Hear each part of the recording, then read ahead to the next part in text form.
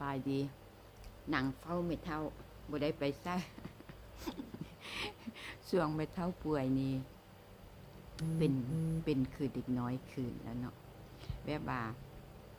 เรายังห่าเฝ้าตลอดสินะก็เลยว่าได้มาอยู่เฝ้าไม่เท่าเนาะลูกหลานกับบ่อยู่นี่อาหารเก่านำกันกินกล้วยปิ้งเนาะปิ้งกล้วยนี่กินมันสิได้แคลเซียมแล้วก็ได้อีกอย่างหลายอย่างเนาะเพราะว่าคันถ้าเรากินกล้วยที่ว่าบุปิ้งมันบ่สุกนะมันสิได้แต่น้อยเดียวถ้ามันสุกสิมันสิได้4 ทบเนาะเลยก็เลยว่ากินกล้วยห้ามเจ้าเนาะก็คือเกา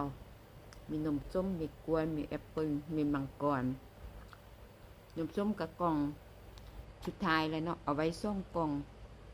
มื้อแรงสิเฮ็ดต่อแล้วสิบอกสูตรละเอียดให้เด้อมื้อแรงสิเฮ็ดแล้วก็สิหมักไว้คืนหนึ่งมื้ออื่นแล้วสิลงคลิปให้เลยสิบอกสูตรละเอียดเลยมื้อนี้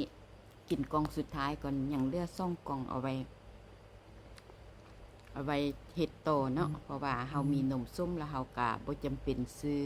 นมส้มแบบยูเกิร์ตแบบของไทยแบบของเขาเจ้าค่ายมาใส่เนาะ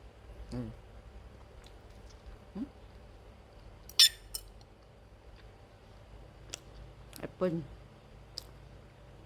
นักเรียนมาเรียนตัดเครื่องทิศแล้วเนาะเพิ่นซื้อมาให้เอาไปตักบาตรให้เพิ่นแลแล้วก็หวานเนี่ยเอาไปตักบาตรให้แดแล้วก็มากินเลยเนาะบอกให้ไม่เท่าก็กินไปได้ต้องบดมุ้งเด้อ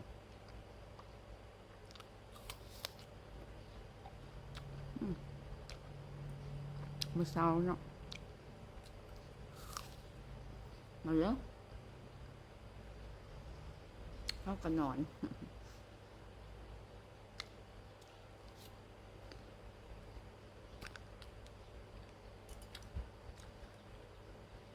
แก้วตัวนี้เพื่อได้ก็ยักได้เนาะข้าเจ้ามาค่ายไต่คอมเมนต์คลิปแม่แก้วมี2 คนเนาะข้าเจ้าค่ายอยู่หันผู้ได้ยักได้กันเลื่อนเข้าไปเบิ่งเนาะ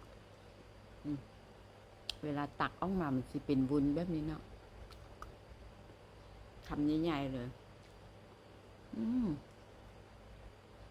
เมื่อวานนี้เอาบวงน้อยกินบ่ส้มใจเนาะบ่สะใจมื้อนี้เอาบวงใหญ่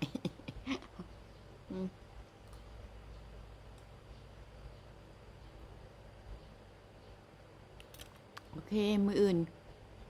ลงคลิปเข้ามามื้อนี้สิไปซื้อนมยืดมาแล้วสิบอกละเอียดเด้อโดยขอบใจหลายๆไม่เท่านอนอ่ะเท่านอนโอเคบ๊ายบาย